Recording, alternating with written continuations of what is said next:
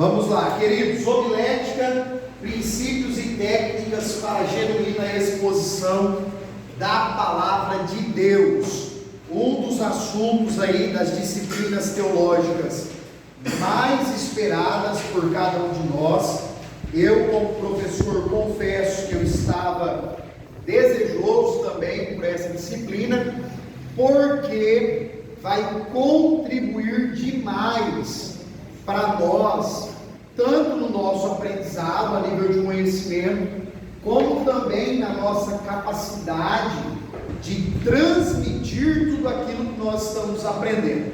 É claro que é importante nós frisarmos que nem todos nós seremos, irmãos, pregadores ou pregadoras de púlpito, porque isso, além da capacitação humana, envolve uma chamada de Deus.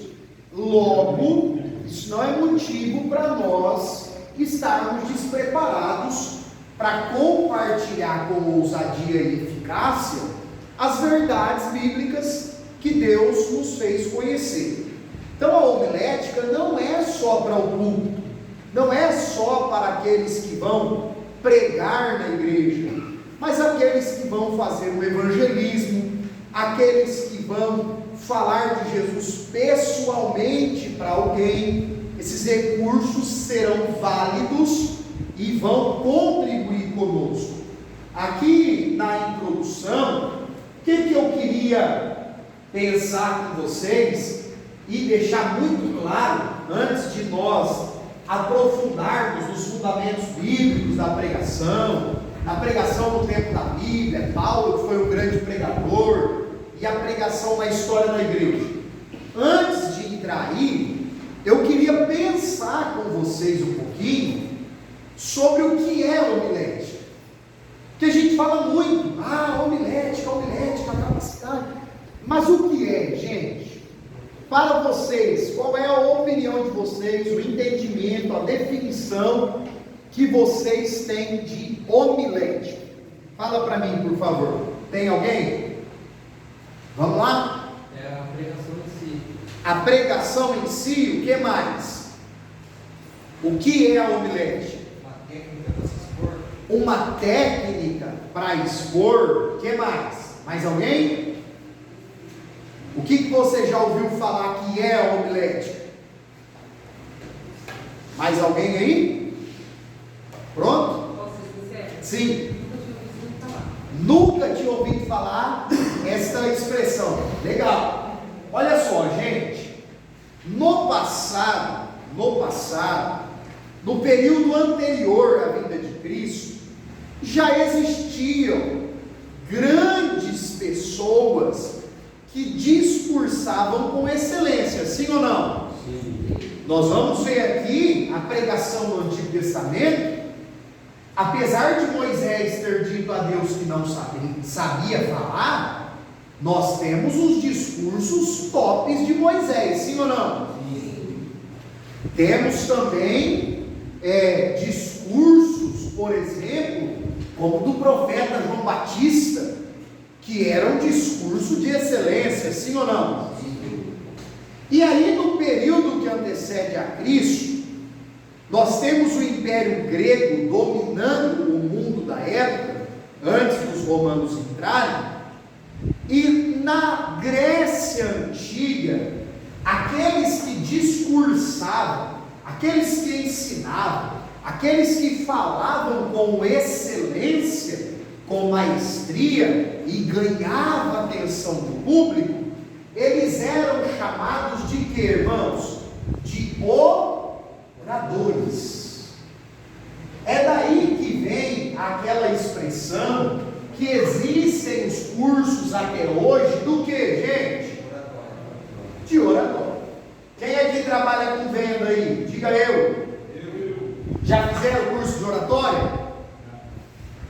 O curso de oratória é um conjunto de técnicas para que você aprenda a falar, a expressar com maior convicção, com maior capacidade, Sabe aquela pessoa que vem vender para você um produto que você não precisa, você acaba comprando e só descobre que não precisava a hora que você chega em casa? Fala, rapaz, como é que pode? O camarada é terrível, me persuadiu, me convenceu de que isso aqui era maravilhoso, eu precisava disso. E a oratória, irmãos, não necessariamente precisa agir de má fé, falando mentiras, como muitos usam dessa prática no mundo aí fora. Não é isso, mas sim a capacidade de cativar a atenção daquele que ouve.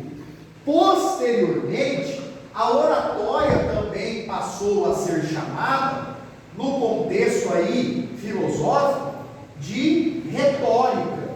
Então, quantos irmãos ouvirem falar sobre a retórica, sobre a oratória, e no contexto cristão, a homilética, em tese, é a mesma coisa.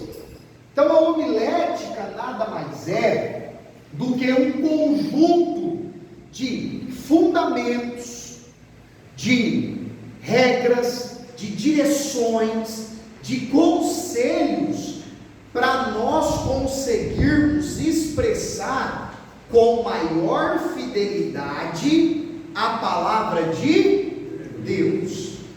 E aí eu coloquei aqui, é uma pergunta: qual a diferença, gente, da hermenêutica para a oratória? Alguns aqui já estudaram a hermenêutica, outros vão estudar. A hermenêutica é a arte de interpretar o texto. E aí na hermenêutica nós aprendemos que a Bíblia interpreta a própria. Qual é a diferença da hermenêutica para a homilética então? Qual é? E aí? Perfeito. Enquanto a hermenêutica faz a interpretação do texto, respeitando o seu contexto, a cultura da época, as palavras como estão escritas, os pontos, as vírgulas, enquanto a hermenêutica nos faz interpretar o texto bíblico de forma correta, a homilética nos ajudará a compartilhar a interpretação que fizemos com as outras pessoas. Você já leu um livro de um autor? Não sei se já aconteceu com vocês. Você lê um livro de um autor, você fala, rapaz, como que esse camarada é um escritor abençoado. Vou colocar uma mensagem dele no YouTube para mim assistir. Aí quando você colocou a mensagem no YouTube, parece que ele não era tão bom para expor como era para escrever. Já aconteceu isso com vocês? Já tiveram essa experiência? Isso acontece muitas vezes, porque talvez a pessoa tenha uma habilidade incrível de hermenêutica, de interpretar a palavra, mas tem dificuldade na hora de expor. Quem aqui já preparou uma mensagem, ou estudo bíblico, algo nesse sentido, e nunca pregou nenhuma vez, ou nunca pregou essa mensagem? Levanta a mão aí. Isso acontece com todos nós. Tem alguém aqui que nunca deu uma saudação, nunca pregou na igreja, nunca teve oportunidade assim? Tem alguém? Só a Mariane? Por enquanto, né? E a irmã Jaqueline. Gente, olha só, muitas vezes nós estamos lendo um texto bíblico, nossa, Deus está falando comigo, a gente pega um papel, uma caneta, começa a fazer umas anotações, aí pega o celular, aí você tem o livro da teologia, você pega o livro da teologia para estudar aquele assunto, você consulta uma Bíblia de estudo, aí você monta ali umas anotações sobre aquele texto bíblico, você fala, nossa, como que Deus falou comigo, eu preciso compartilhar isso aqui com alguém, com um amigo, com a igreja, e aí você recebe uma oportunidade, aí você vai, e aí foi lhe dado 30 minutos, aí você fala 5 minutos, e olha para o relógio, e olha para o pastor, e olha para os irmãos, e pensa: meu Deus, eu já preguei a mensagem inteira, o que eu vou fazer agora? O que fazer, gente, numa situação dessa? De jeito nenhum. O que fazer? Peça permissão para o pastor, coloque a igreja de pé, ore e encerre. Se você entregou aquilo que você tinha para entregar, ainda que foi muito mais rápido do que você imaginava, termine ali. Amém? Então, queridos, a homilética vai nos ajudar com essas dificuldades que todos nós temos. Gente, olha aqui para mim, por favor. Sabe o que a homilética vai nos mostrar? Que a pregação, a arte de entregar uma mensagem, ela tem um lado espiritual, sim ou não? Sim. Então, nós temos que fazer o que? Espiritualmente falando, orar. Nós temos que ler a Bíblia. E não é ler a Bíblia para achar mensagem, ler a Bíblia para Deus falar conosco e consequentemente Deus vai nos dar mensagens. E depois jejuar, se consagrar e assim por diante. Isso aqui é a parte espiritual de uma pregação. Agora, também existe a parte, gente, que é humana. E a parte humana envolve o quê? Estudo, a interpretação do texto, o conhecimento bíblico e teológico. Então a pregação, outra coisa aqui, ó, que muita gente ignora, ó, a prática. Tem alguém aqui que prega há mais de um ano? Tem alguém? Hoje é difícil, não é? Não é difícil? Não continua sendo difícil? Mas, gente, essa expressão não existe no português, tá bom? Não me condene. É só uma forma de, uma metáfora. Para quem está pregando há 1 ano, 2 anos, 3 anos, está menos difícil do que na primeira vez, sim ou não? Porque isso é a... O senhor ia falar, amigo? Pode acrescentar, também a vestimenta. Perfeito, que a gente também vai comentar. Então, queridos, a pregação, lecionar um estudo bíblico, dar uma aula sobre a Bíblia, existe a parte espiritual. Aqui também entra o temor a Deus, aqui também entra o temor, só que aqui entra o medo. São duas coisas diferentes. O medo atrapalha a gente a pregar, e atrapalha muito. E o medo só é vencido com a prática. Ah, não, Micael, mas eu nunca posso perder aquela sensação de que é algo muito sério, de que eu vou falar para a igreja. Isso é o temor. O medo é diferente. O temor te faz orar, ler a Bíblia, jejuar e consagrar a tua vida. O medo te faz ter diarreia, tremedeira, ir no banheiro 5 vezes na hora do culto enquanto a oportunidade não vem. Gente, isso não é normal. Isso é o medo. E o medo nos atrapalha. Mas, Micael, como é que vence o medo? Jejum e oração? Não, o medo não tem jeito. O medo nós vamos vencer com a prática. Agora, olha, irmão, eu tenho pavor de ter oportunidade.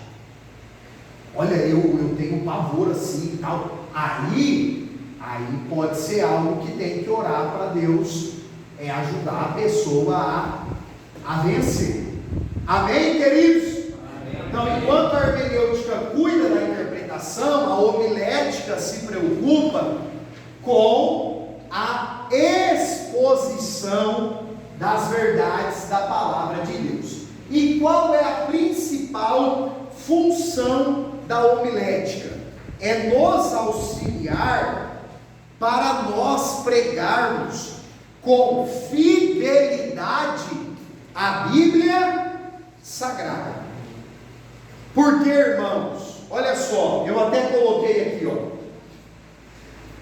Verdade seja dita, gente. O irmão Júnior comentou aqui comigo isso, quando a gente chegou, que esse livro, além de nos ajudar muito, nos dá umas puxadas, umas chamadas. Verdade seja dita. Sem a Bíblia, sem o texto sagrado, não há sermão.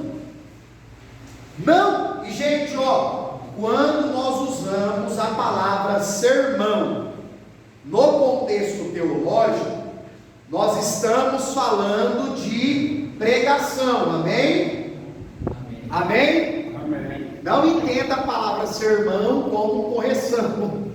A palavra sermão significa uma pregação, principalmente a parte escrita dela. Então, sem a Bíblia não existe sermão. Vocês querem ver uma coisa? Às vezes alguém chega em mim e fala assim: Mico, me ajude por favor. No que posso ajudar? Fala para mim. É o seguinte: já tenho o manual da pregação, só me falta o texto bíblico.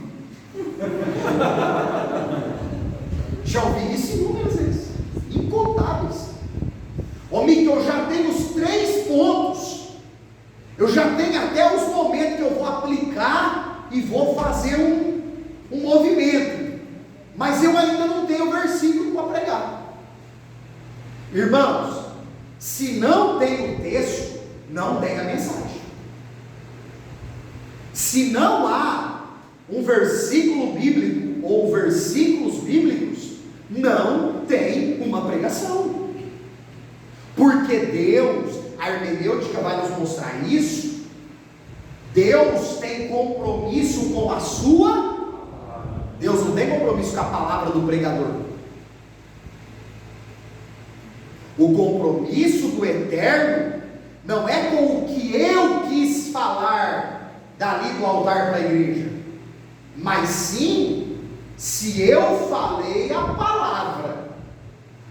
Se eu preguei a Bíblia, Deus tem compromisso com essa mensagem que eu preguei. Se eu preguei algo que eu acho, que eu imagino, que eu fiz ali um malabarismo para encaixar o texto bíblico, Deus não tem compromisso com essa palavra. Sim. Quando eu tenho a oportunidade, eu só sei ler, eu não sei assim, passar o tempo. É só Jeremias 33, 3. Se eu for em qualquer igreja, me dá oportunidade. Eu só sei esse pedaço. Mas pode ser, irmã Laudineia, pela falta tanto desse domínio da arte de interpretar e de expor a palavra, como também pelo medo. Isso acontece muito também. Então, assim, à medida que a senhora vai aprender e vai se preparando melhor nas próximas oportunidades, todos vocês vão perceber, se nós colocarmos esses ensinos em prática, que nós vamos melhorar. Nós vamos melhorar. Gente, olha só, toda pregação, ela é constituída de 3 coisas. Quantas coisas? 3.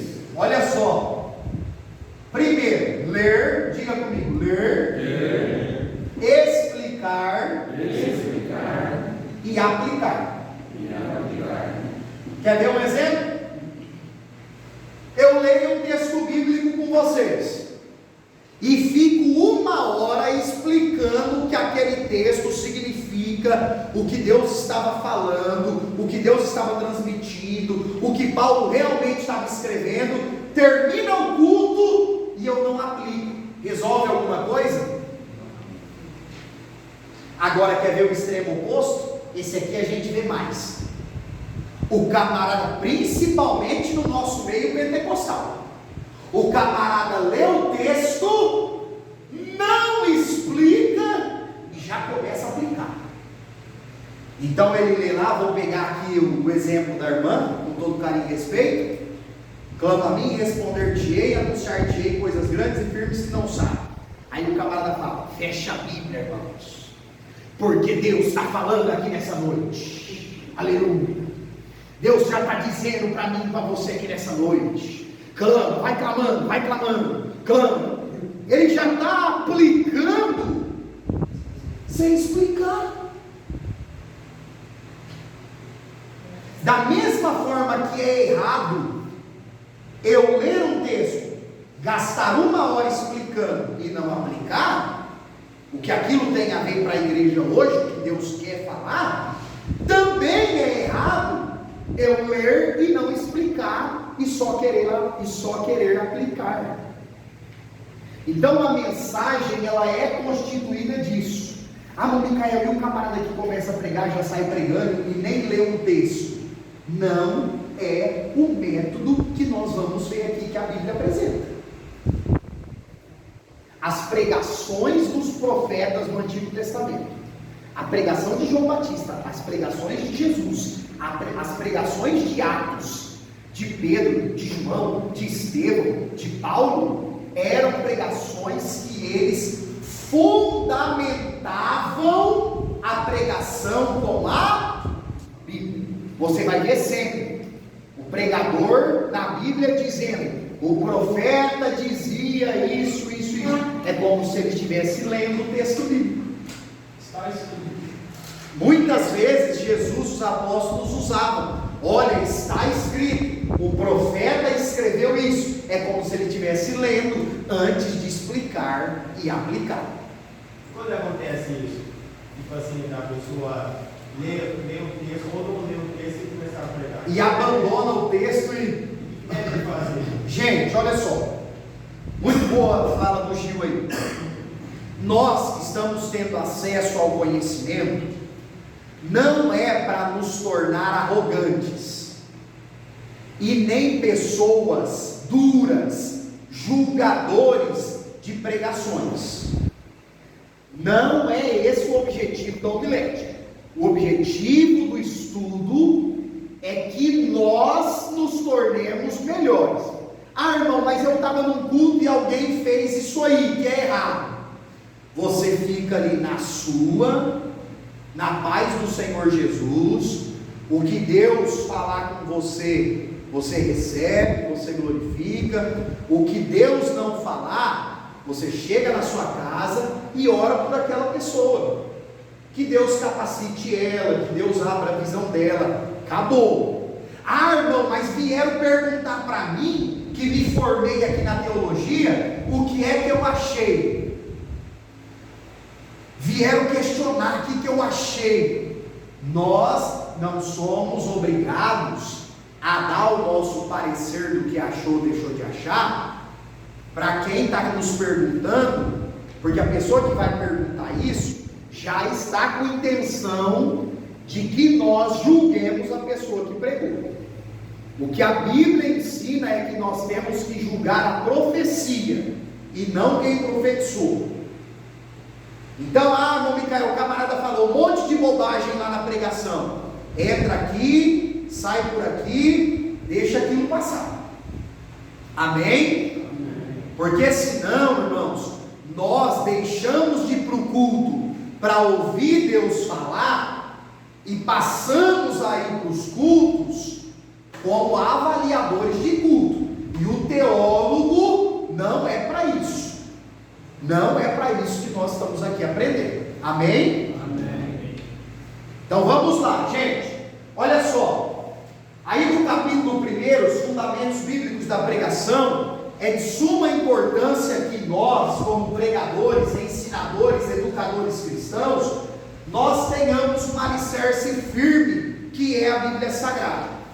Vocês já perceberam quando em uma mensagem alguém falou várias coisas que às vezes tem vários textos bíblicos que contradizem aquilo? Já perceberam isso? Por que isso acontece? Porque talvez a pessoa não tem um alicerce, não tem um conhecimento da Bíblia como um todo. Um dia um irmão me disse assim: irmão Micael, eu não consigo entender nada que os profetas menores escreveram. desde Oséias até Malaquias, os 12. Eu disse a esse irmão: você conhece a história da divisão do reino de Israel, que era o único reino de 12 tribos, se dividiu, norte 10 tribos, sul 2 tribos, Judá e os samaritanos, povo judeu e o povo de Samaria? Ele falou: não conheço. Falei: é por isso que você não entende a mensagem dos profetas menores. Aí eu expliquei para ele que Salomão morreu, o reino se dividiu, e agora vira Judá, reino do norte, reino do sul. Ele passou a ler e entender que cada um daqueles profetas estava escrevendo para um povo específico, em momentos específicos. Se nós não tivermos, irmãos, um mínimo de conhecimento do texto bíblico como um todo, vai ser muito difícil nós exercermos o ministério do ensino, da pregação, da educação cristã para os outros com excelência. E olha só, fazer uma pregação sem muito conhecimento bíblico é muito mais fácil do que, por exemplo, dar uma aula de escola dominical. Porque em uma aula ou em um bate-papo, o aluno vai te interromper para fazer perguntas. E às vezes a gente estudou ali o conteúdo, a gente até decorou o conteúdo, mas se o aluno faz uma pergunta fora do conteúdo, acaba com a gente. Então nós precisamos ler a Bíblia todos os dias, buscar a Deus, comunhão com a palavra todos os dias, não para preparar uma mensagem, mas para nossa edificação e crescimento no conhecimento das Escrituras. Amém, irmãos? Amém. E o Espírito Santo de Deus só faz lembrar que tem que ler. Perfeito. O texto bíblico diz que o Espírito Santo iria lembrar os apóstolos daquilo que eles já tinham aprendido. E gente, ó, que fique muito claro, porque isso aqui é importante. A palavra de Deus já foi revelada. Não existe mensagem revelada. Não existe pregação revelada. Bom, Micael, mas não foi revelado? Foi. Para quem? Para Moisés quando escreveu, para Paulo quando escreveu, para Mateus quando escreveu, para João quando escreveu. Aí foi revelado. Ah, bom, Micael, mas a gente não precisa que o Espírito Santo nos ajude a entender? Precisa. Mas aí o Espírito Santo, ele vai iluminar a nossa mente. É como se o ambiente estivesse escuro, você lê, não compreende. Aí você ora, busca Deus, faz a leitura, e o Espírito Santo parece que clareia o texto. Então não é pecado falar que, olha, Deus me revelou aqui a palavra. Não é pecado, mas é errado do ponto de vista do estudo teológico. É errado. E eu vou ser bem sincero com vocês, viu, gente? Geralmente quem assume a tribuna e diz, vou pregar uma revelação de Deus, é porque quer mostrar uma espiritualidade que não tem. É porque quer, tipo assim, quer mexer com a igreja e fazer os irmãos entenderem o seguinte: olha só, Deus deu uma revelação diferente para esse pregador. Irmãos, nós não precisamos dessas palavras que mexem com as pessoas para que elas sejam impactadas com o nosso ensino e com a nossa pregação.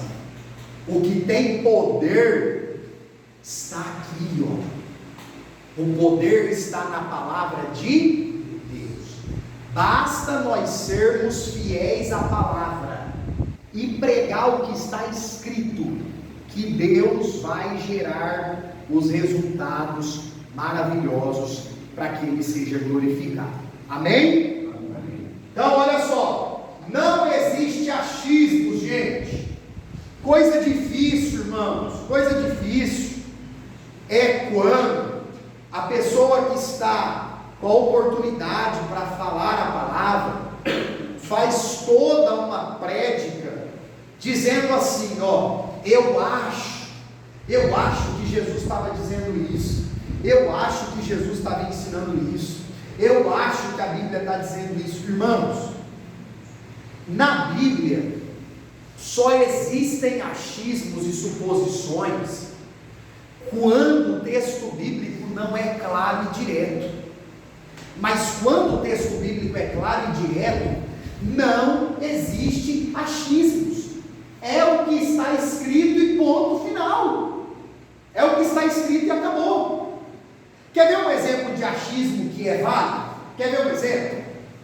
Quando um leproso ia até Jesus, e a Bíblia não diz quem falou de Jesus para o leproso, aí nós temos o direito de imaginar que alguém anônimo que conheceu Jesus foi lá e falou de Jesus para aquela pessoa, sim ou não? A mulher do fluxo, como que ela ouviu falar de Jesus? A Bíblia não fala, só diz que ouvindo falar de Jesus ela foi lá até ele. Então nesse caso você pode falar numa pregação, olha irmãos, um missionário anônimo, uma pessoa anônima fez uma grande obra aqui, ó, porque evangelizou a mulher do fluxo. Legal, legal. Agora, olha irmão, eu acho que ela sangrava, eu acho que ela vivia afastada das outras mulheres. Não, irmão, não tem achismo, está escrito. Está escrito. Então, o compromisso de Deus é com aquilo que está escrito. Amém? Vamos avançar, por favor. Ó, cortou aí. Capítulo 2, queridos. Vamos lá. A pregação nos tempos bíblicos. Gente, vocês conseguem imaginar um ambiente de igreja, de comunidade de fé, um templo onde o corpo de Cristo se reúne, sem pregação da palavra de Deus? Vocês conseguem imaginar isso? Infelizmente, para a nossa infinita tristeza, existem círculos evangélicos, por que não dizer circo, né? Por que não dizer circo? Onde já não se prega mais a palavra de Deus. Ah, irmão, a gente vem, canta uns louvores, faz uma oração e vai para casa.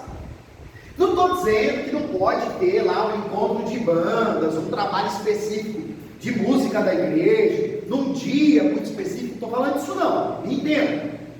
Estou falando do dia a dia da igreja, cada culto ali, domingo à noite, tal, estudo bíblico. E aí não tem pregação, exposição da palavra de Deus. Conseguem imaginar? Não se torna culto, né? Biblicamente, irmãos, o apóstolo Paulo escreve que no culto cada um tem salmo, que é louvor, tem revelação, tem língua, tem profecia, que são dons espirituais, mas Paulo também escreve que tem doutrina.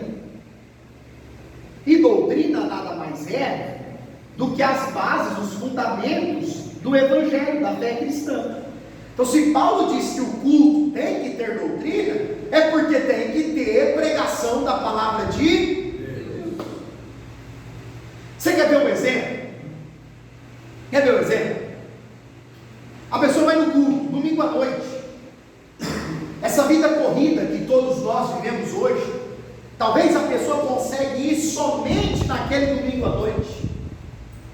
Aí o culto começou às 7 da noite, é 10 para as 9, passa-se a oportunidade para o pregador. E nós teremos incríveis 5 a 10 minutos para a pregação da palavra. Aí sabe o que acontece? Quando é segunda ou terça o pastor toca. É aquele irmão que só pode ir no domingo. Diz, ó, pastor, pequei. Pastor, ó, falhei aqui feio. Ó, pastor, não quero mais saber de igreja, estou totalmente desanimado. Irmão Micael está dizendo que o irmão não tem culpa? É claro que tem culpa também. Mas aquele que está deixando de alimentar o rebanho com o alimento,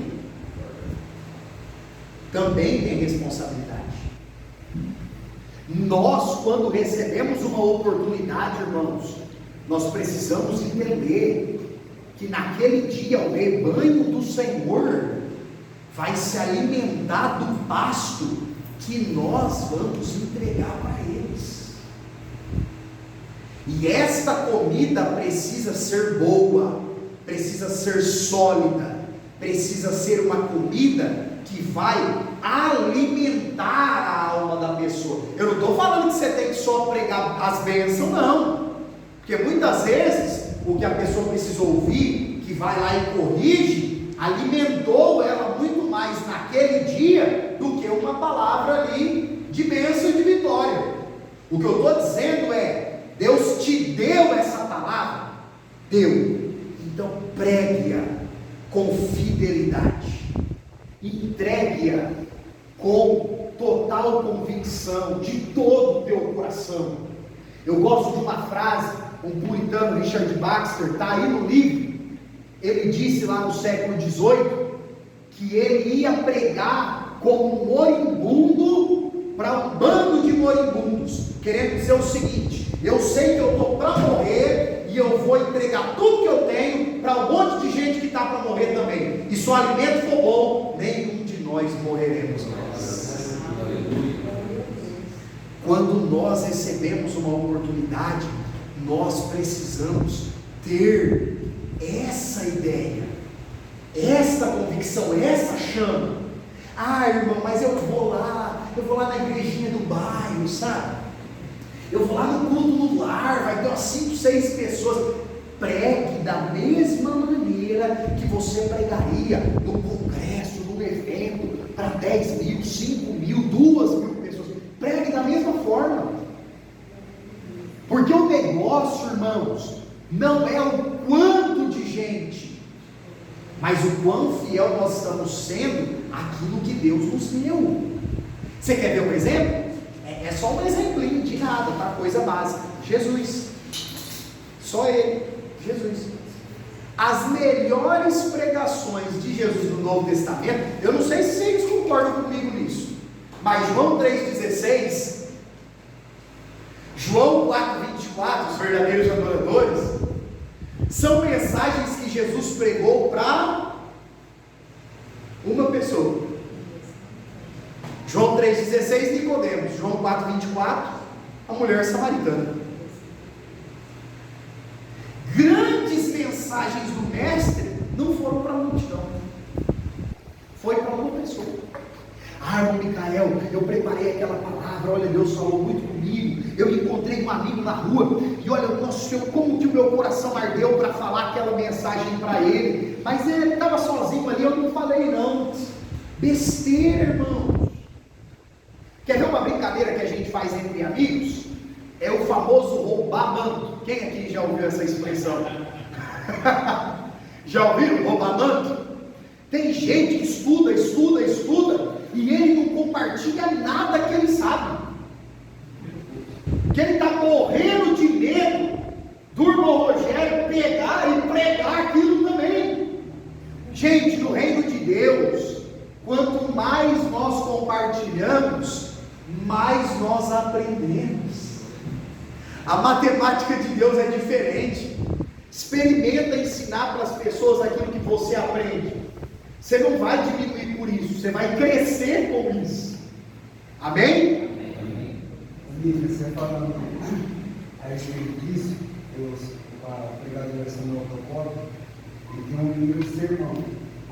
E um pastor foi roubou dele, né? Aí teve uma certa vez que ele foi pegar desse pastor, aí o pastor chegou e falou assim: você não protocolo, não tem como você pregar aqui essa mensagem, essa. Por quê? Ah, já preguei todas. Gente, olha só, talvez é uma dúvida que vocês têm dentro da homilética sobre isso. Irmão Micael, eu ouvi alguém pregar aquele texto, achei maravilhosa a explicação. Posso pregar também? É claro que sim, irmãos. Agora, o que ocorre?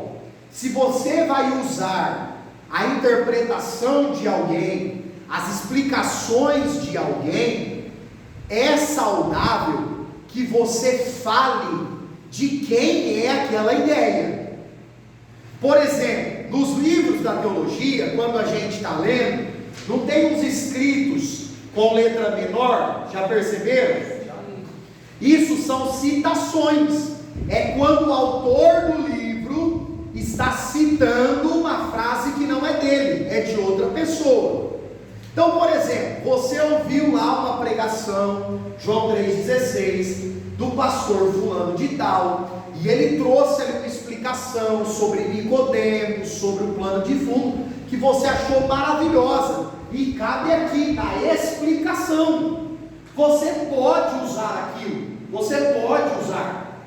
Agora é interessante, se você está num culto público, principalmente na igreja, etc., você deixe claro que essa ideia não é sua, porque senão é um plágio. Você está roubando a fala de alguém, está copiando a fala de alguém que não é sua. Agora, irmão Micael, o que vai mudar sempre? É a aplicação, é a aplicabilidade da palavra. Por quê, irmãos? Porque a aplicação tem a ver com o que Deus está falando conosco hoje, com o que Deus está falando com a igreja naquele dia, naquele momento. Então, a leitura do texto bíblico e a explicação, via de regra, serão parecidas de pregador, de ensinador para ensinador. Agora, o que muda é a aplicação deste texto bíblico, porque aí vai mais na direção daquilo que Deus quer falar naquele dia, naquele momento. Amém? Então vamos seguir. Antigo Testamento, temos Moisés, Esdras, Jonas. Coloquei João Batista no Antigo Testamento de propósito, não porque a história dele está no Antigo, a gente sabe que a história dele está escrita no Novo, mas porque João Batista foi o pregador ainda da Antiga Aliança. João Batista é o pregador da transição, é a saída da lei para o tempo da graça, é ele que apresenta o Messias, é ele quem batiza o seu primo Jesus. E todos esses personagens foram pregadores maravilhosos. Gente, olha aqui para mim, por favor. Deixa eu te dizer uma coisa que talvez você ainda não saiba. Jonas foi o pregador mais eficiente da Bíblia. Jonas foi mais... Olha a doideira que o professor vai falar com a Jaqueline. Depois não vai lá no YouTube falar que é heresia, hein? Eu vou explicar. Mas Jonas, na visão humana, foi melhor que Jesus. Quer ver por quê? A Bíblia diz que Jesus pregava e muitos não acreditavam, muitos não se convertiam, muitos até queriam matar ele quando ele pregava. Jonas não. A Bíblia diz, irmão, que quando Jonas pregou, Nínive inteira se converteu. Jonas é o único pregador da Bíblia que ganhou todos que o ouviram naquela mensagem. Todos. E olha só, ele não queria que ninguém cresce. Sabe o que isso me ensina, irmãos? Que a eficácia da pregação não está no Micael. A eficácia da mensagem não está em quem fala, por mais que aquele que fala tenha responsabilidade. A eficácia da pregação está no Deus que converte os corações dos pecadores. Por isso que Jesus disse em João 16:8, que quem convence o homem do pecado, da justiça e do juízo é o Espírito Santo. E o que gera a fé para ele se arrepender, Romanos 10:17, é a palavra de Deus. É por isso que Jesus disse lá em Mateus 7, naquele dia, os que ficarem de fora da vida do Senhor, porque viviam na iniquidade, Senhor, em teu nome eu preguei. Exato, você pregava, mas o poder não estava em você, o poder estava no meu nome, na minha palavra. A gente costuma dizer que o pregador não é salvo porque prega, e a mensagem que nós pregamos muitas vezes salva outros, mas nós também temos a nossa responsabilidade pessoal de sermos salvos em Cristo Jesus. Amém? Mas Deus usa fulano, Deus usa ciclano, e descobriu-se que vive uma vida toda torta, porque o compromisso de Deus não estava com a pessoa dele, estava com a sua palavra e com a sua igreja. Amém? Vai lá, bom trabalho, Deus abençoe. Olha só, irmãos, no Novo Testamento nós temos Jesus, temos o apóstolo Pedro, temos vários outros, temos Estevão, temos Tiago, e também temos o apóstolo Paulo, cujo nós vamos citar aqui no capítulo 3. Gente, esse ponto aqui, também quero salientar para vocês, porque sem pregação não há uma igreja genuinamente cristã. Sem a pregação, a exposição das Escrituras, não há como uma igreja se manter de pé, não há. Irmão, mas a igreja pode estar vivendo ali dos movimentos, daqueles trabalhos especiais, está vivendo das campanhas, está vivendo. Vai viver um tempo, mas só vai ficar de pé, só vai permanecer se houver pregação, exposição da palavra de Deus. Vamos ler esse texto bíblico aqui, por favor, 1 Coríntios 1:21. Gente, esse texto bíblico é o motivo do nosso estudo. Se você quer um motivo para aprender, para se qualificar mais para falar a palavra de Deus para as pessoas, está aqui, Quem que vai ler para nós, por favor? Primeira carta de Paulo aos Coríntios, capítulo 1, versículo 21. Quem vai? Pode ler, João Fernando. Visto que na sabedoria de Deus o mundo não conheceu a Deus pela sua sabedoria, agradou a Deus salvar os que creem pela loucura da pregação, porém nada pequeno. Está ótimo. Olha só, irmãos, olha o que Paulo diz. A King James disse, aonde fala aprove a Deus salvar os que creem, como é que fala aí? Agradou a Deus, aprove a Deus salvar as pessoas através da pregação. E aí Paulo chama a pregação de loucura, porque em 1 Coríntios 1, o contexto mostra que ele está dizendo o seguinte: os gregos, eles buscam sabedoria, palavras bonitas, os judeus buscam sinais, milagres, mas o evangelho, apesar de poder ter palavras bonitas, apesar de poder ter sinais e maravilhas, o evangelho vai ser exposto através da pregação. Irmão Micael, eu me converti. Gente, eu sou muito sistemático com isso, mas é porque é assim que a Bíblia ensina. Irmão Micael, eu me converti através dos louvores.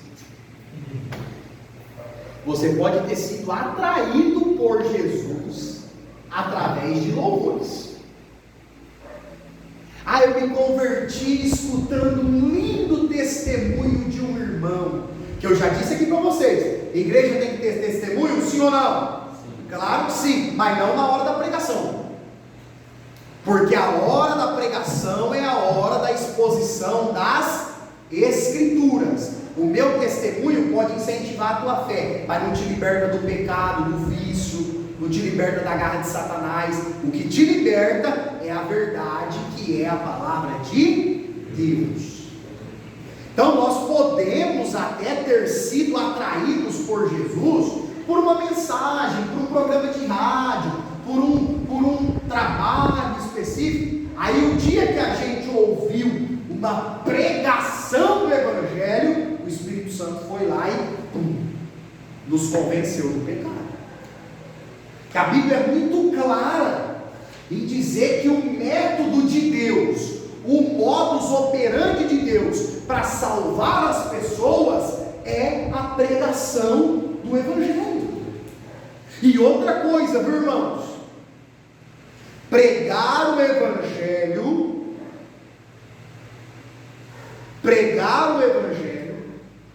vai muito além de somente pegar um texto bíblico e explicá-lo. Porque se a gente pegar Davi e Golias, pegar umas passagens bem famosas, os sonhos de José, que mais? Multiplicação dos pães e peixes, Jesus acalma a tempestade. Se nós pegarmos esses textos, pregar eles, e não concluir com a obra de Jesus para transformar a vida das pessoas, a gente pregou a Bíblia, mas não pregou o Evangelho. E isso é muito perigoso. Isso é muito perigoso. Porque nós nos tornamos excelentes contadores de história. Conta a história do Moisés, do José, do Gideão, do Sansão. Conta a história do camarada de capa a capa. Conclui a pregação e não mostra a transformação de vida, a salvação, em momento nenhum. Você pode ter pregado muito, mas não pregou o Evangelho. Quer ver outro exemplo? Eu assumo o púlpito, meia hora de mensagem, e cito 30 versículos da Bíblia. Jesus não disse para os apóstolos: ide por todo mundo, recitai versículos. Jesus disse: ide por todo mundo e pregai o Evangelho. Irmão Micael, mas não é bom colocar referências bíblicas na pregação? É ótimo, mas uma referência, 2, 3 referências no máximo. Você vai ficar citando ou lendo 50 versículos? Ah, irmão, estou citando decor só para mostrar que sei. Palhaçada. A maioria dos caras que faz isso cita um monte de versículos na mensagem, é só para mostrar que decorou. Às vezes cita uns par de versículos que não tem nada a ver com a pregação que ele está pregando.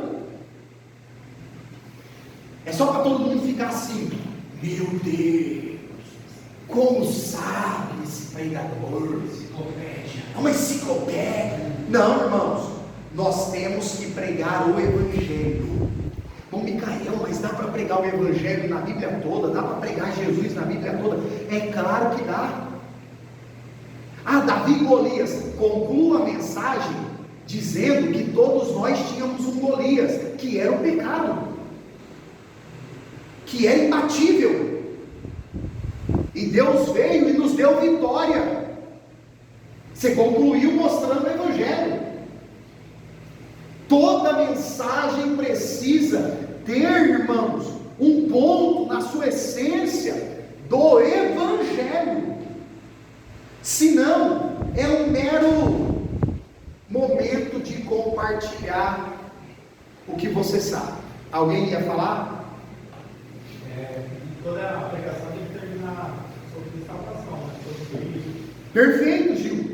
As pregações, irmãos, a homilética vai nos ensinar isso, e é o nosso próximo ponto ali, sobre a pessoa de Paulo. A mensagem, gente, ó, eu não estou falando uma aula de teologia, uma escola bíblica, não é isso. Estou falando de um culto público, que às vezes tem visitantes, pessoas que estão desviadas, pessoas que estão na igreja a primeira vez. O ideal é que a mensagem culmine, termine, tenha o seu ponto máximo na pessoa e na Porque senão a gente faz uma mensagem linda, extraordinária, e a hora que termina, o pecador não.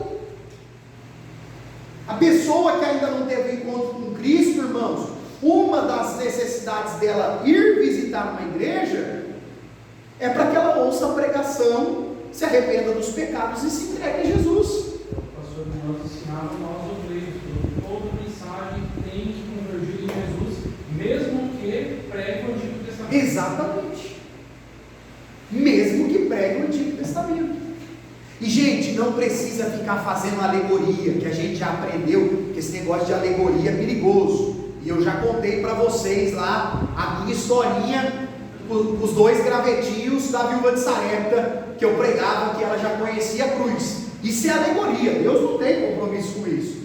Era eu lá na minha inocência, na minha falta de conhecimento, na minha ignorância que fiz isso. Agora, olha só, não é necessário alegorizar para aplicar Cristo nos textos do Antigo Testamento. Várias histórias, várias passagens mostram Jesus. Ô gente, olha aqui para mim, por favor. Você abre a Bíblia em Êxodo, começa a pregar, que o povo estava sendo escravizado, e Deus queria levar o povo para uma outra terra. Aí você começa a pregar que à medida que chega o momento de ir para a terra prometida, as aflições pioram.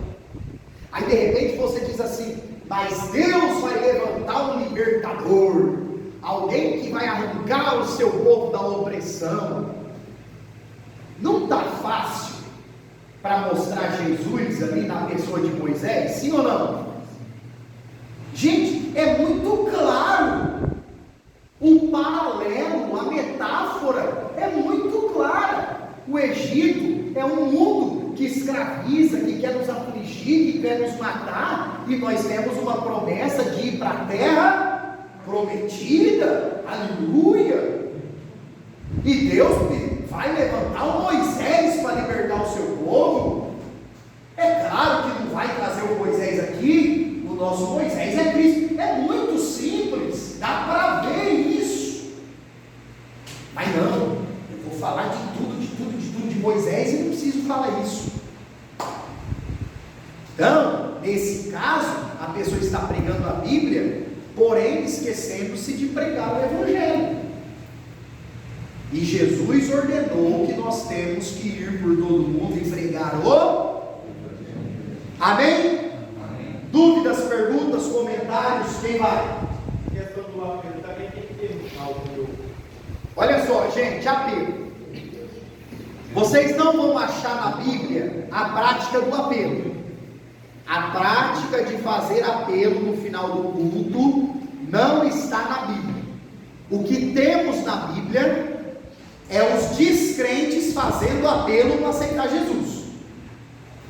Pedro termina de pregar, os descrentes vão até Pedro e diz: o que nós temos que fazer para ser salvo?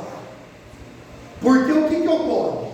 Não é o apelo que vai convencer o pecador do pecado. Não é o apelo que vai gerar fé no coração do pecador não regenerado. O que gera fé é a pregação da palavra, e o que convence do pecado é o Espírito. O movimento pentecostal, aí até anterior ao pentecostalismo lá da Rua Azusa, nos Estados Unidos, do ano 1900, no século XIX, existiu um grande pregador chamado Charles Finney. Qual que é o nome, gente? Isso, vocês vão ouvir falar muito dele aqui no livro de homilética, porque o camarada pregava muito. Ele teve a ideia de começar a perguntar no final dos cultos quem já estava arrependido dos pecados, quem já cria em Jesus como Salvador e só queria confessar isso publicamente. E aí ele começa com essa prática do apelo, e foi uma prática que o movimento pentecostal adotou e que pode ser usada, mas não é obrigatória. Bom, Micael, e como que a pessoa vai confessar Jesus com a boca? Porque a Bíblia diz: se creres com o coração e confessar com a boca que Jesus é o Senhor, será salvo. Como que uma pessoa que nunca levantou a mão e foi lá na frente vai confessar publicamente a Jesus no dia do batismo? Pastor, eu acho muito constrangedor quando o pregador chega numa pessoa e ele diz assim, você quer aceitar Jesus? E aí fica muito constrangedor, apelando diretamente. Exato. Irmãos, olha só. Qual que é o grande desafio? Nós podemos, até devemos fazer o apelo, devemos, mas dessa forma que eu disse a vocês. Olha, você que ouviu a palavra, que você está depositando tua fé em Jesus, que você está arrependido dos pecados e quer confessá-lo publicamente, quer orar com a igreja, quer vir aqui na frente, aí sim eu acho esse apelo legal. Agora esse apelo aqui, ó, terminei a mensagem. Quem quer ir morar no céu e ainda não faz parte, vem aqui na frente. Até o Satanás, se estiver lá no culto, vai lá na frente. Irmãos, porque quem não quer ir morar no céu? Esse apelo não tem nada de bíblico. Ó, quem aqui quer deixar de sofrer e entregar a vida para Jesus, só vitória, vem aqui na frente. Não, até nós que tem 10 anos de crente, vai lá. Eu, só vitória. Então, querido, esse tipo de apelo, deixa eu ver quem aqui não é crente. Aí levanta a mão, uma pessoa. Aí o camarada, você não quer vir, querido? Você não quer vir? Aí quando já tem um irmão lá assim. Geralmente quem faz isso, Tiago, me guarda, ora por mim. Geralmente quem faz esses apelos apelativos de verdade, perdoe minha redundância, é quem quer tirar foto para pôr nas redes sociais. Aí vai um monte de gente lá na frente, a pessoa escreve 30 almas para Jesus. No outro culto, o pastor local está lá, não veio nenhuma. Porque na verdade elas não se converteram. Elas foram forçadas a ir lá na frente. Por isso que tem muitas pessoas que desviam da igreja, pode ser, porque foi forçado. E na verdade, irmão Fábio, não desviou. Não é que desviou, nunca converteu. Muitos que a gente acha que desviou, é porque nunca nem converteu. Então, gente, o apelo, pregadores, ensinadores, irmãos que têm oportunidade, o apelo pode ser feito, você pode fazer. Até aconselho que faça. Mas o apelo bíblico, o apelo correto. Você que já está arrependido dos seus pecados, você que quer uma mudança de vida, você que quer que Jesus te perdoe, você que quer nascer de novo, você que quer que Jesus tire o que precisa tirar, coloque o que precisa colocar. Se a pessoa vier na frente, você pode saber que aí provavelmente é de verdade, porque a pessoa entendeu o que ela está fazendo. Amém, queridos? Amém. Vamos aí, ó. Paulo, grande pregador. Que horas são? 10 horas. 20 para as 9? Que bênção, glória a Deus. O relógio está nosso amor. Gente, capítulo 3, Paulo, pregador. Alguém aqui tem dúvidas que Paulo foi um grande pregador? Irmãos, olha só, o texto bíblico de Atos 9 nos narra a conversão de Paulo. Todos nós já conhecemos. O que é que ocorre naquele primeiro momento? Paulo teve um encontro com Cristo no caminho de Damasco, entra na cidade, vai lá na casa de Judas, na rua chamada Direita, que não tem nada a ver com Judas Iscariotes, que já estava morto fazia muito tempo, é outro Judas, crente de verdade. O Ananias recebe a visão, vai lá, ora por ele, Saulo volta a enxergar, e a Bíblia diz que Saulo vai para a sinagoga de Damasco. Saulo vai para onde? Sinagoga. Quando chega na sinagoga, os judeus estão pensando que Saulo vai falar da perseguição aos cristãos. E ele começa a falar que Jesus é o Senhor, que morreu e ressuscitou dos mortos. Resultado, quiseram matá-lo. Saulo teve que fugir. Com a fuga de Saulo, a Bíblia mostra que ele foi para o deserto da Arábia, ficou lá 3 anos. Provavelmente ele releu todo o Antigo Testamento, que era a Bíblia da época, agora com uma visão cristocêntrica, Jesus no centro Bíblia e vai voltar lá para sua cidade natal, que é Tarso, ficar mais 11 anos. Paulo só se torna um missionário que nós conhecemos, plantador de igrejas, 14 anos depois da sua conversão. Agora, o que é que nós vemos? Desde a visita de Saulo na sinagoga de Damasco, que ele pregaria com ousadia, que ele seria um pregador fiel a Jesus, e o centro da mensagem de Saulo era a mesma mensagem que Estevão pregou quando ele estava lá segurando as vestes de Estevão, e Estevão morria apedrejado. É a mesma mensagem que Pedro pregava, era a mesma mensagem que Filipe pregava em Samaria. Que mensagem era essa, irmão Micael? Jesus Cristo é o Deus encarnado, morreu e ressuscitou por amor a nós, para arrependimento e remissão dos pecados, e um dia vai voltar. Essa foi a mensagem dos apóstolos, esta era a mensagem da igreja. Foi por causa desta pregação que eles morreram. E isso, irmãos, nos mostra o quê? Que o foco da mensagem nas Escrituras o foco precisa estar nas Escrituras e principalmente em Jesus Cristo. O foco precisa estar nele. O foco precisa ser pregarmos a Cristo. Agora, olha outro ponto sobre Paulo. E aí, gente, nós já vamos entrando mais na parte prática da pregação, que eu sei que vocês querem ainda mais conhecer essa parte prática da pregação. Olha só, Paulo era um pregador e nós precisamos ser assim, adaptável ao cenário em que ele estava. Bom, Micael, você está falando que nós temos que mudar a mensagem? Nada disso. Bom, Micael, você está falando que quando a gente estiver diante de gente importante, a gente prega quietinho, bonzinho, e quando a gente estiver diante de pessoas menos importantes, a gente pode falar do arrependimento? Não é isso que eu estou falando, não. Eu estou falando de nós como pessoas sermos adaptativos ao lugar em que nós estamos, para que a nossa pregação tenha eficácia. Você quer ver um exemplo? Quer ver um exemplo? Eu já vi crente falar que é pecado ler a Bíblia e falar da Bíblia para alguém sentado.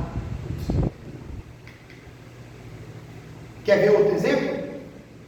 Um dia eu passei na casa de um irmão, esporadicamente, ele estava de roupa social e sapato no pé. Falei, irmão, está de saída? Ele falou, não, estou aqui dentro de casa lendo a Bíblia.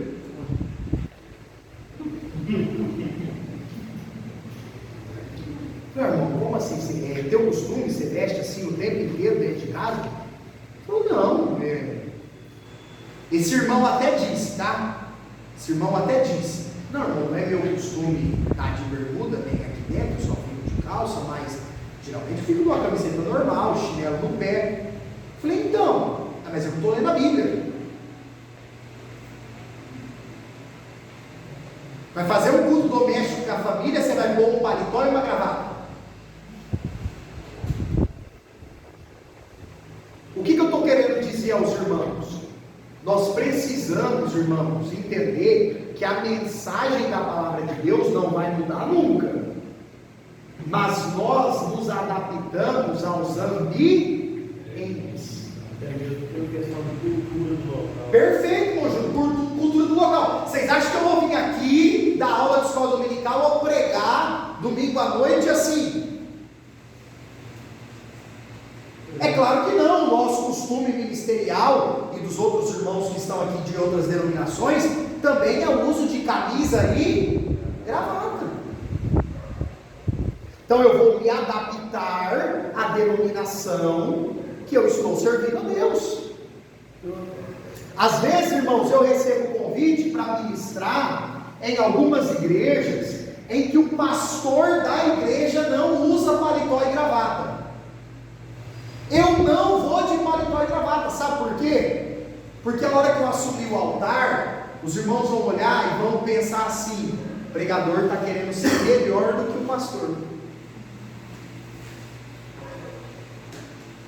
E não é o paletó e a gravata que prega. Agora, da mesma forma que nós temos que ser maleáveis para um lado, nós precisamos ser maleáveis para o outro. Olha, irmão, faço parte de uma denominação, por exemplo, da gente, que não permite o uso de barba, mas eu vou ser pregador lá usando barba. Isso é um rebelde. Porque se eu escolhi, se você escolheu fazer parte daquele grupo, nós temos que nos adaptar. Não é o grupo que se adapta a nós, somos nós que nos adaptamos ao grupo. Aí você fala assim, meu irmão Micael, cadê isso na Bíblia? Atos capítulo 20. Paulo chega em Atenas e entra no Areópago. Que lugar que é o Areópago? Um lugar onde estão as estátuas dos deuses gregos. Aqui está a estátua de Zeus, aqui é a estátua de Poseidon, e assim vai, assim por diante. As estátuas dos deuses gregos. Irmãos, o lugar é de idolatria, sim ou não? Sim.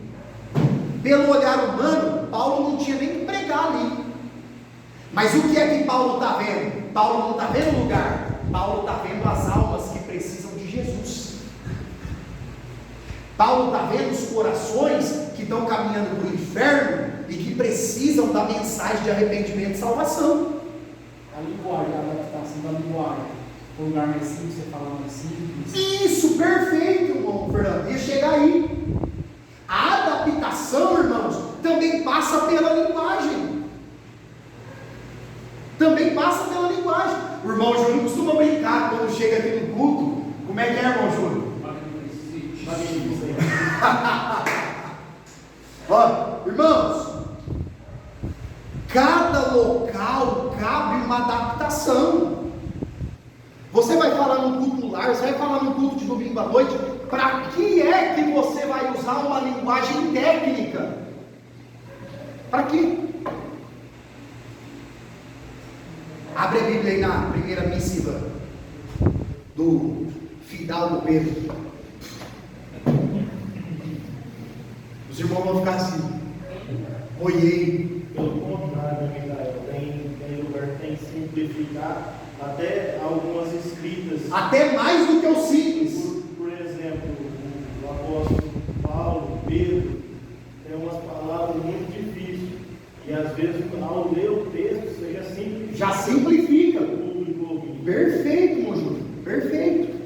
Irmãos, isso faz parte de sermos um pregador adaptável ao cenário em que nós estamos. O que Paulo fez ali? Paulo visualizou um altar. Estava escrito: ao Deus desconhecido. Aí Paulo procurou saber, por que a cultura aqui é assim? Olha, porque nós entendemos que se existir algum Deus que a gente não adora, esse Deus vai ficar feliz em ter esse altar. Ah, é isso que você escreve? É, então deixa eu contar uma história para vocês. Muita gente hoje condenaria Paulo na fogueira da Inquisição. Mas o que Paulo está fazendo? Paulo está, irmãos, aproveitando a oportunidade para pregar o Evangelho para aquelas pessoas, sem macular o Evangelho, sem ferir o Evangelho, sem passar pano do que é a dureza do Evangelho. Paulo está se adaptando ao lugar para pregar o Evangelho para aquelas pessoas. Isso aí entra linguagem, isso aí entra vestimenta. Essas coisas fazem parte, irmãos, da homilética. Quer ver um exemplo? Vou dar um exemplo para vocês, ó. O nosso culto aqui na Igreja 7 é das 18 às 20 horas. Então é das 6 às 8 da noite. Às vezes os irmãos das congregações, onde o culto é das 7 às 9, pede para a gente ir levar uma palavra. Isso aqui não é só comigo, vários irmãos acontece isso. E aí a gente não pode faltar naquele dia aqui do culto. Então a gente fala ao irmão, ao pastor: olha, eu posso ir assim que o culto terminar, por mais que o ideal é que todo pregador chegue na hora do culto começar. Mas existem essas situações. E a pessoa fala: pode, irmão, pode ir assim que terminar aqui, você vai no culto lá. Existem lugares, principalmente igrejas, que são constituídas de um público mais de idade, de um público de pessoas de idade mais avançada. Você percebe na cara das pessoas que elas não estão contentes com o seu atraso. Isso acontece muito. E aí, para quebrar aquele gelo, nós temos que ter a sabedoria de cumprimentar os irmãos, de explicar, de pedir desculpa pelo atraso, e aí geralmente quebra aquele clima. Quer ver outro exemplo que eu digo para vocês? Irmãos, eu sofri demais para aprender isso. Vocês, graças a Deus, estão tendo essa instrução. Às vezes eu ia pregar, aí, irmão Fernando, ninguém levantava a mão, ninguém dava glória a Deus, o povo não ficava alegre, sabe aquela coisa de, sabe assim? Aí eu ia para casa, irmão Vival, dobrava o joelho e falava: Jesus, o Senhor não me usou. Jesus, eu orei, eu jejuei, eu busquei. Olha, Jesus, o povo não ficou alegre. Irmãos, ó, era até pecado isso, porque às vezes fazia o apelo, e graças a Deus eu tive pastores que me ensinaram essa questão de fazer um apelo correto. Fazia o apelo correto, a pessoa aceitava Jesus, e mesmo assim eu ficava triste, porque não tinha barulho, sabe? Porque não tinha aquele movimento. Estava pecando, né, na minha ignorância. Jesus, o Senhor não está me usando, porque eu imaginava que o resultado de uma pregação era o quanto a igreja respondia, quando na verdade, irmãos, isso não tem nada a ver. Vai ter cultos que Deus vai te dar uma palavra de ânimo, de milagre, de bênção, e o povo vai se alegrar. O povo vai erguer a mão, vai falar amém, vai falar glória a Deus, vai falar aleluia. Existe situação que você está pregando, que o povo fica tão alegre, que você precisa controlar o povo. Você precisa: irmãos, olhe para mim, olhe para cá, deixa eu continuar, porque senão o culto acaba com o povo alegre. E vai existir situações com vocês assim. Agora vai existir culto, você vai pregar, você vai suar a camisa, você vai molhar a Bíblia de tanto suar, ou talvez até de chorar, e ninguém vai levantar a mão e não vai dar um glória a Deus. E se você pregou a palavra, vá para casa tranquilo e alegre, porque daqui 2, 3, 5 dias, uma semana, um mês, alguém chega e fala assim: irmão, como que Deus falou comigo aquele dia, como que eu precisava ouvir aquela palavra, olha como que eu necessitava ouvir aquela direção de Deus, como que Deus te usou. Porque nós, como pentecostais que somos, a gente pensa, irmãos, que o efeito da pregação está no barulho que ela gera, e nem sempre o objetivo de Deus para aquele culto é esse. Sabe o que nós precisamos aprender e amadurecer? Que Deus faz em cada dia, em cada culto, o que Ele quer e da forma que Ele. Eu não creio em alguém que diz assim, ó, Deus só me usa assim. Deus só me usa com cajado. Deus só me usa para pregar bênçãos. Não creio nisso. Porque todos os pregadores da Bíblia, tinha dia que eles pregavam correção, tinha dia que eles pregavam milagre, tinha dia que eles pregavam bênção, tinha dia que eles pregavam sofrimento. Todos os pregadores da Bíblia, eles têm todo tipo de mensagem. Irmão Micael, o que determina o tipo da minha mensagem? O que Deus quer falar naquele. Amém, irmãos? Então essas coisas fazem parte da capacidade de nós nos adaptarmos ao cenário que nós estamos inseridos.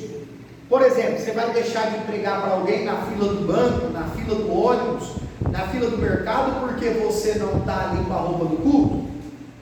Você vai deixar de falar de Jesus para alguém por isso? De forma nenhuma. De maneira nenhuma. E também, irmãos, outra coisa que eu brinco, ó. Você vai começar a falar de Jesus para uma pessoa, você não precisa, como se você estivesse no culto. Olha, motorista do Uber, a paz do Senhor Jesus. Eu vou abrindo a Bíblia aqui agora. Não, você não está no culto, ó. Você não está no culto de domingo à noite, querido. Fulano de tal, é o seguinte, a Bíblia fala que Jesus veio, Jesus morreu por nós não merecíamos. Pregue o Evangelho ali, sabe? O bate-papo, na conversa, de forma simples ali, você e a pessoa. É a capacidade de nós nos adaptarmos ao local e à situação. Amém, queridos? Amém. Convicção na pregação. Gente, isso aqui é importante demais. Vamos ler esses dois textos, por favor. Atos 20, 31, abra alguém, por favor. Filipenses 3,18. Gente, Paulo ganhou muitas almas, foi um pregador extraordinariamente usado, e boa parte do êxito das pregações de Paulo estava na sua convicção. Estava na sua convicção. O que é convicção, pessoal? Certeza, o que mais? Certeza só na mente? E aí? Gente, a definição das palavras é algo extraordinário, ó. Convicção. Palavra convicto com ação. Então, convicção nada mais é do que a ação de estar convicto. Quer dizer, meu Fernando, que não basta estar convicto na mente. Tem que demonstrar que está convicto. Você crê no que você prega? Amém? Você acredita no Jesus que você ora e que você fala para as pessoas? Amém? Não basta crer na mente. Tem que ter a ação de alguém que está convicto. Isso é convicto? Vamos ler que Paulo era convicto? Atos 20, 31. Quem vai, por favor? Portanto, vigiai, lembrando-vos de que durante 3 anos eu não deixei de avisar a cada um de vós, noite e dia com lágrimas. Olha, irmãos, então Paulo, noite e dia, a Bíblia diz que ele não cessa de aconselhar, de amoestar a cada um daqueles irmãos com o quê? Com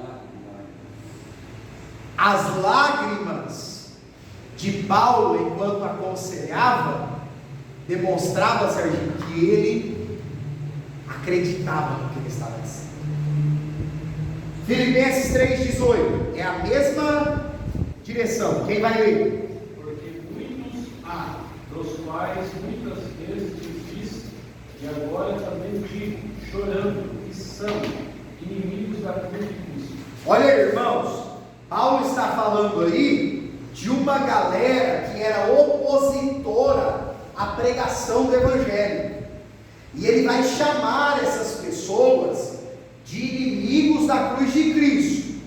No evangeliquez aqui popular brasileiro, nós diríamos que Paulo está mandando chicote, ele está corrigindo. Mas de que forma que ele está corrigindo? Com lágrimas. Isso mostra o que, queridos? Uma convicção muito grande naquilo que ele estava falando, naquilo que ele estava pregando. Irmãos, tem gente que vai pregar Jesus para os outros, e do jeito da pessoa falar, ela demonstra que não crê. Você vai falar de Jesus para alguém assim: ó, é o seguinte, tem um homem aí na história que morreu, né? Diz que foi pela gente. Você tem que acreditar nele, tá bom? Você tem que crer. Crer nele, é muito importante. Só falta falar, eu acho que ele vai voltar. Isso. Um dia eu ouvi assim, ô Júnior, que se eu morrer aqui agora, nem sei onde eu vou. Foi o que eu pensei na hora. É aquele que prega a palavra para você todo dia, depois ele diz assim: você tem enquanto Cristo, como é que é isso? Irmãos, olha só. Isso passa pela convicção. Vocês já ouviram aquela história do contador de histórias e do pregador na praça? Quem já ouviu essa historinha aqui? É muito contado. Diz que tinha um contador de história numa praça, numa grande metrópole ali. Irmãos, era só pataquada. O camarada inventava umas histórias da cabeça dele lá, uma mentiraiada, moça. Contava uma mentiraiada e ajudava 100, 200, 500 pessoas assim, ó. Meu Deus, como é que pode? Olha que história, gente do céu. O povo ficava perplexo, ouvindo lá o contador de história. Aí do outro lado da praça está um irmão, crente, lavado, remido no sangue de Jesus, pregando Jesus para as pessoas. Mas sabe, pregando daquele jeito? Daquele jeito. Jesus é Salvador, Jesus é bom. Aí um dia, irmãos, o pregador ficou nervoso. Falou: rapaz, eu vou lá conversar com esse camarada, com esse salafrário. Eu vou lá bater um papo com ele. Chegou lá bravo, nervoso, sabe? E falou para o contador de história: rapaz, tu é um mentiroso. E o cara falou: eu sei. Mas tu é um contador de história falsa. O cara disse: é verdade? Você está enganando esse povo? Tô. É exatamente isso. Ele falou: então, como é que se arrebanha essa multidão para te ouvir? Aí o contador de história falou para ele: é muito simples. Eu falo a mentira com tanta certeza que os bobos pensam que é verdade. Você fala a verdade com tanta frouxidão que os outros acham que é mentira.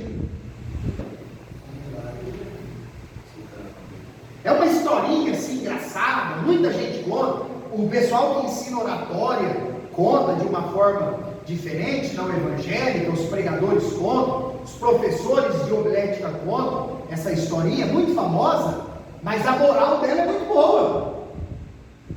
Porque às vezes a gente prega o evangelho, irmãos, com tanta falta de fé e convicção, que a pessoa olha e fala: não, mas querer Jesus igual esse camarada aí disse que tem, não quero não. É a mesma situação de nós dizermos que somos de Jesus e viver uma vida ímpia, sim ou não? Sim. É a mesma situação. Ô Micael, eu estou lembrando que trabalhava no sítio lá, e o dono da fazenda falou assim para mim assim: ó, você toma cuidado com os meus funcionários, que eles contam mentira e acreditam na mentira que eles contam. Aí, exatamente. Quer ver outra coisa? Irmãos, por isso que eu disse que homilética vai ajudar em tudo. Homilética vai ajudar em tudo. Lá no teu trabalho, você vende alguma coisa, você produz alguma coisa, você presta um serviço. Aí tem pessoa que tem tanto desgosto naquilo que faz, que a pessoa que vai comprar, a pessoa que vai adquirir aquele produto, aquela prestação de serviço, quando o camarada fala, não consegue crer que a coisa é boa, que o produto é bom. De tanta falta de convicção que a pessoa tem naquilo que está fazendo.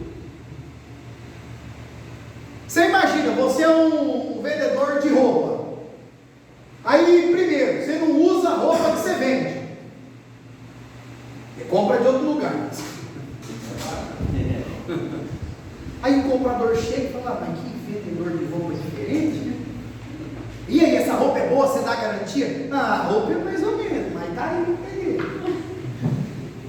Aí depois, Senhor, o Senhor me ajuda a fazer as vendas. É lógico, meu filho. Isso aí não é a parte do Senhor, essa é a parte nossa. É por isso que tudo aquilo que nós vamos fazer, nós temos que ter domínio do assunto. Você vai pregar, leia o texto 100 vezes, domina o texto, decore o texto, faça o texto ficar impregnado na sua cabeça. Você vai passar um estudo, veja os pontos, grifa os pontos, escreva com caneta, faz o assunto ficar na tua mente.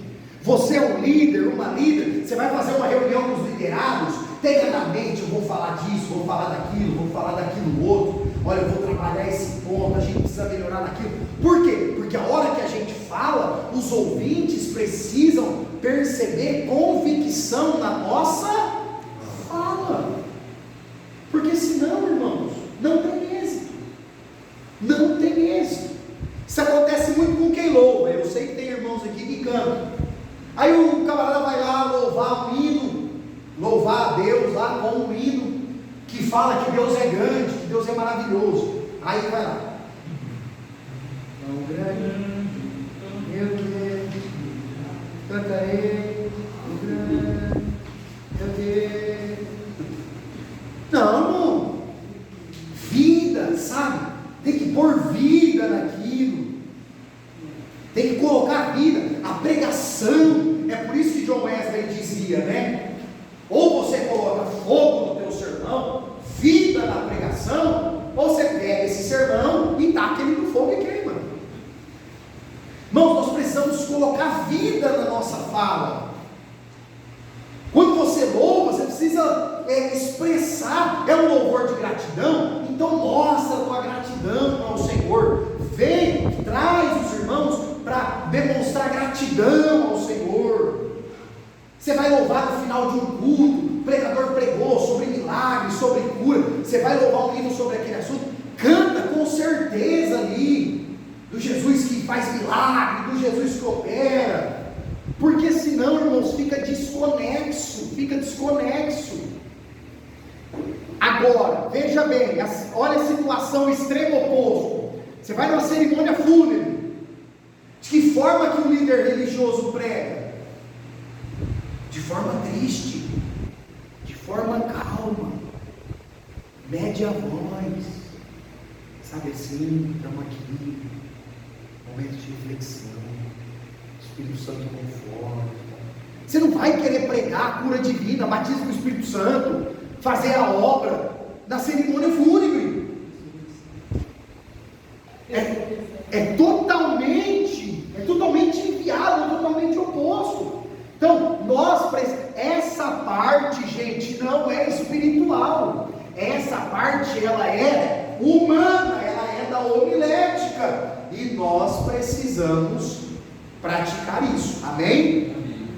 Agora, quando o pregador não crê na mensagem que está pregando, aí é uma questão espiritual mesmo. Aí eu vou pregar aqui que Jesus faz milagre, mas eu nem creio mais que Jesus faz milagre.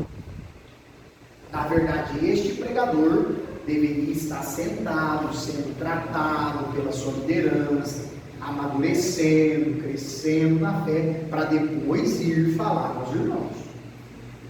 Irmãos, e não é vergonha nenhuma recusar uma oportunidade, desde que os motivos sejam reais.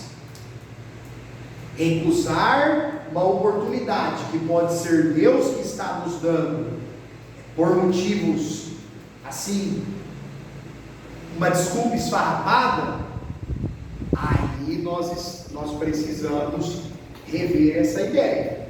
Ah, irmão, mas eu tenho muito medo. Mas você nunca vai perder o medo se você não começar aí as primeiras vezes. Amém? Ah, irmão, tenho medo, o pastor quer me colocar no domingo à noite, a igreja é cheia. Converse com o seu pastor, com o seu líder. Pastor, tenho muito medo, deixa eu começar durante a semana.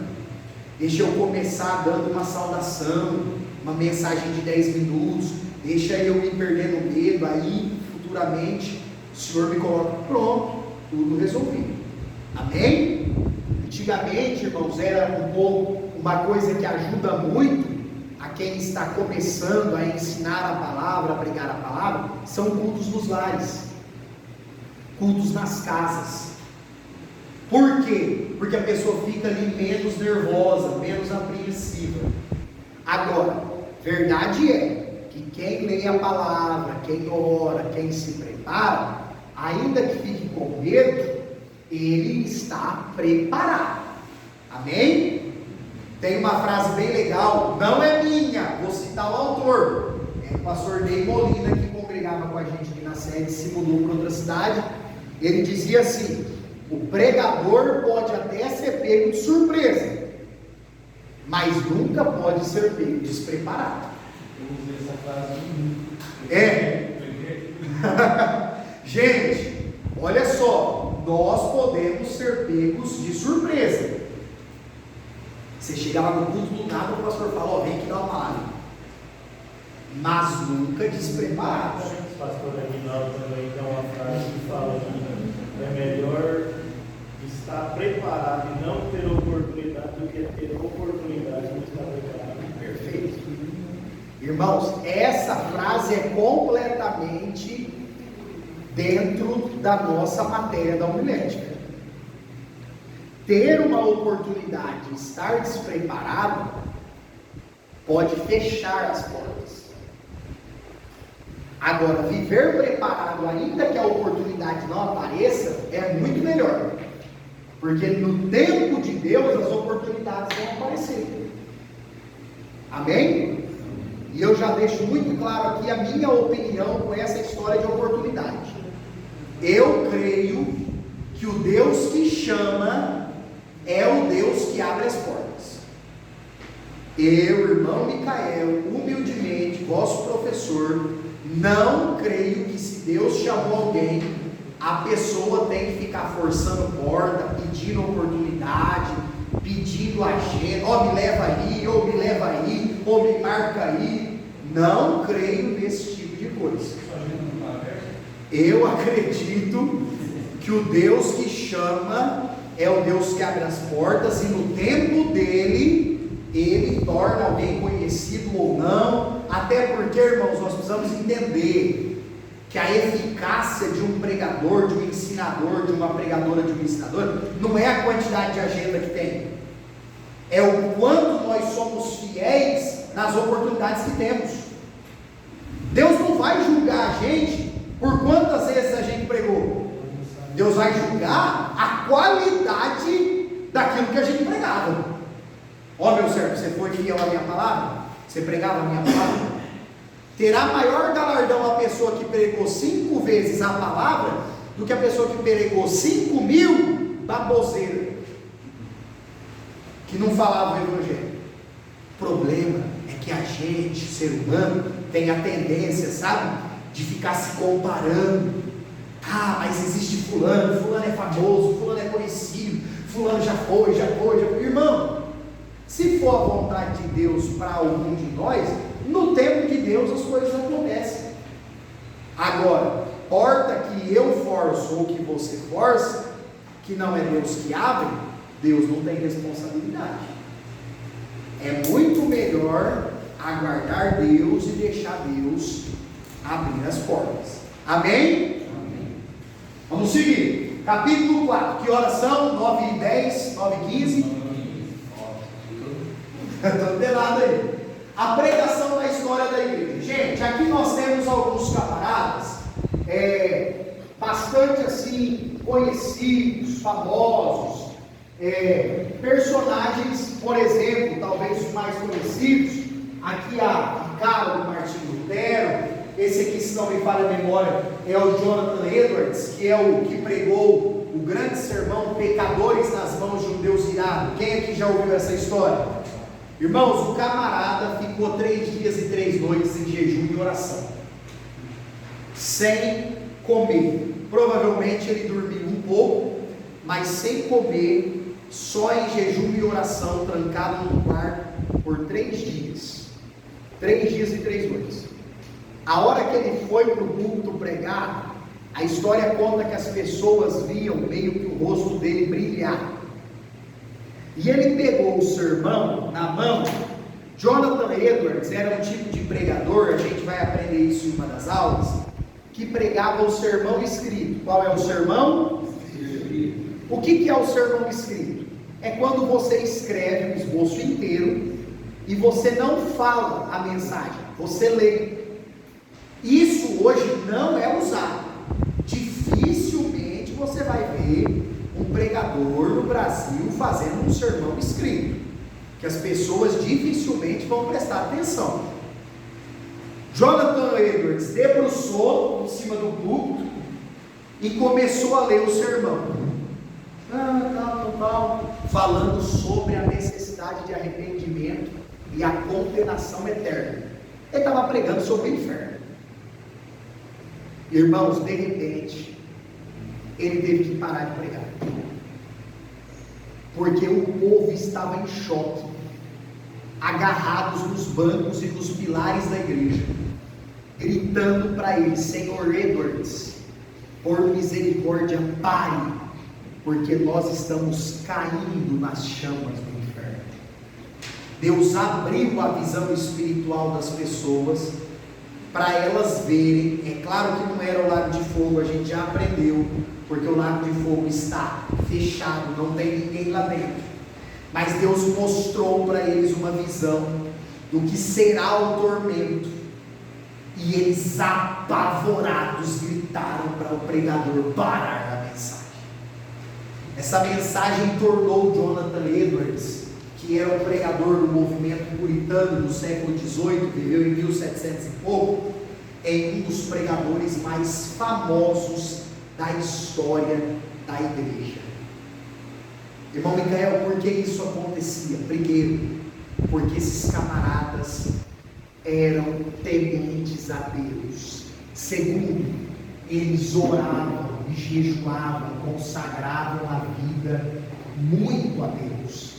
Terceiro, esses camaradas tinham convicção daquilo que eles pregavam.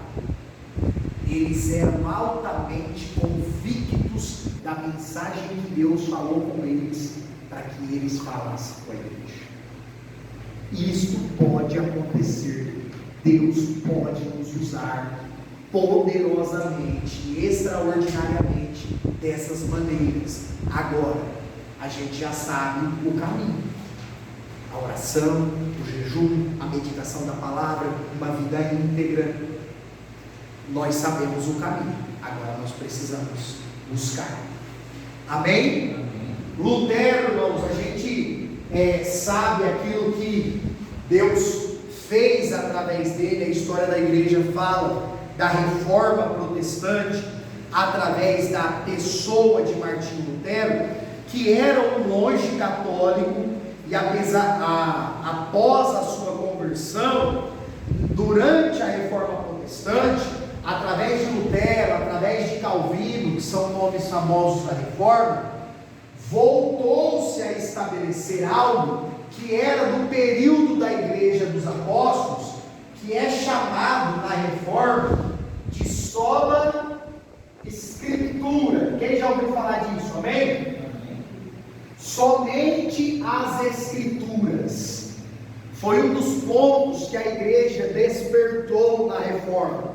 Porque as missas nada mais eram do que uma reunião sem sentido, onde os sacerdotes católicos liam ali alguma coisa qualquer para os crentes pagavam as indulgências para ir para o céu, e o culto terminava, a missa terminava.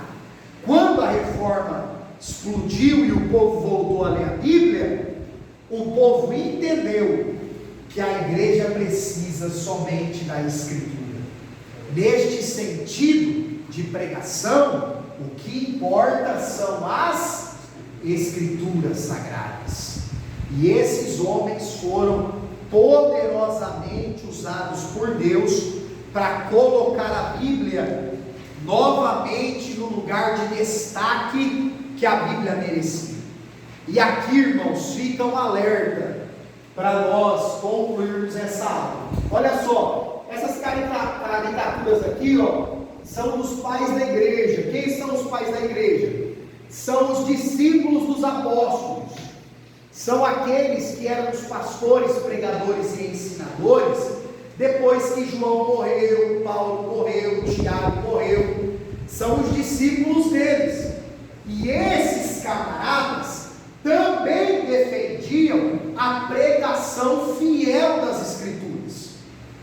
Então, o que aconteceu na Reforma não foi uma novidade. E hoje, irmãos, no contexto evangélico, nos dias atuais, aqueles ali são pré-reformadores, John Wycliffe, o inglês, e John Huss, que viveram, prepararam um terreno para a reforma protestante acontecer. E aqui mais uma foto do pessoal da reforma. Nos dias atuais, neste sentido da pregação, nós precisamos de um mover de Deus em favor da sua igreja. Agora, esse mover de Deus, ele vai acontecer através de quem? Através de nós. Irmãos, as igrejas brasileiras, na sua maioria, estão cheias de contadores de histórias. Estão cheias do, entre aspas, evangelho coach.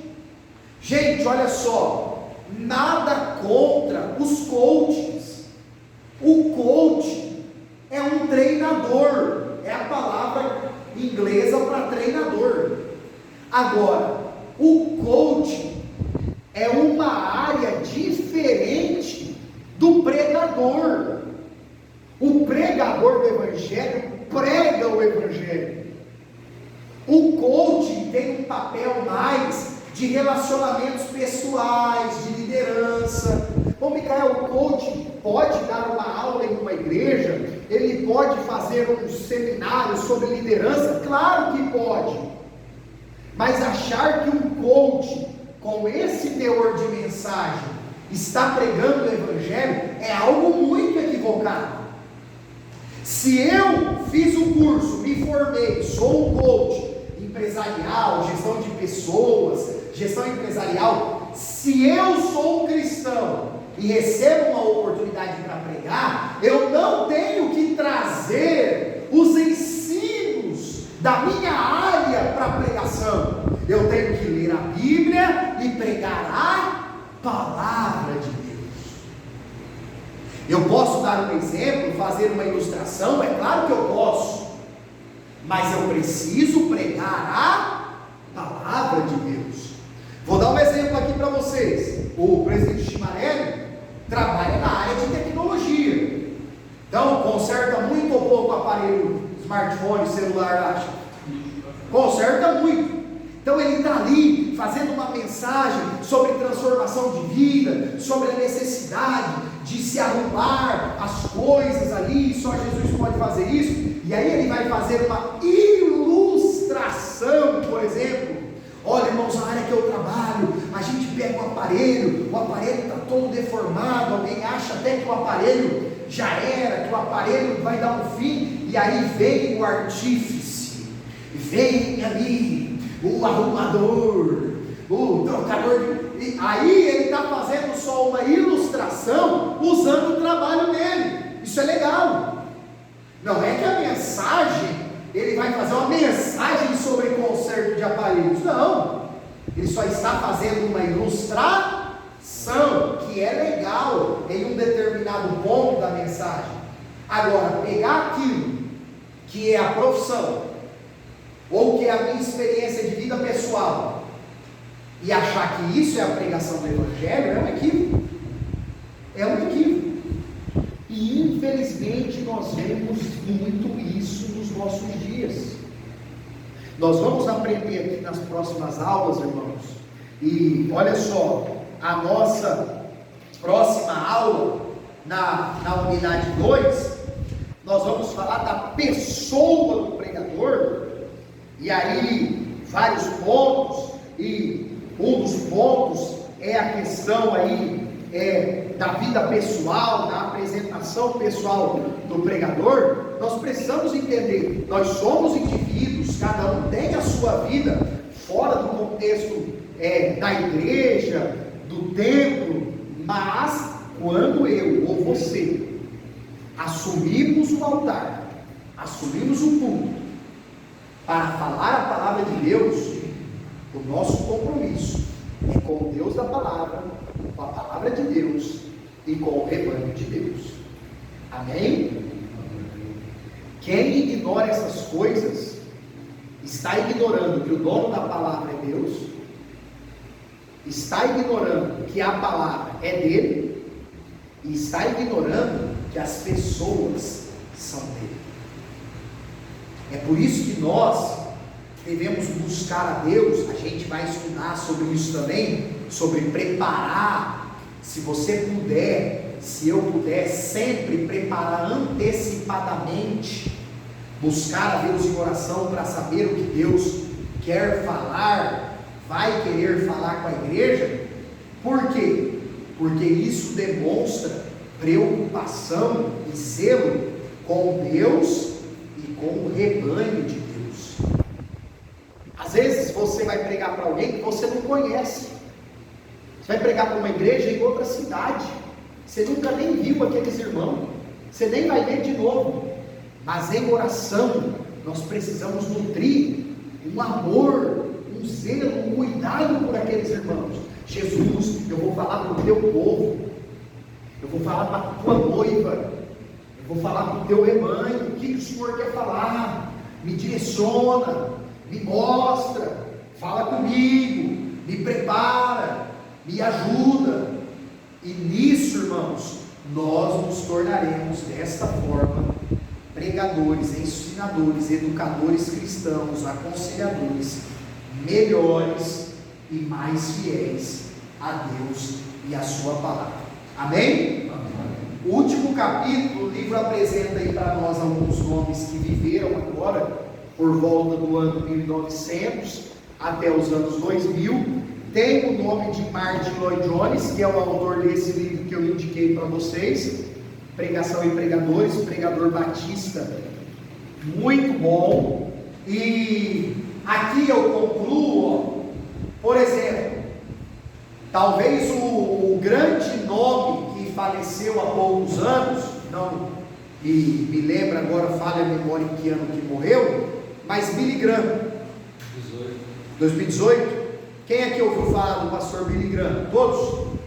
Era um pregador batista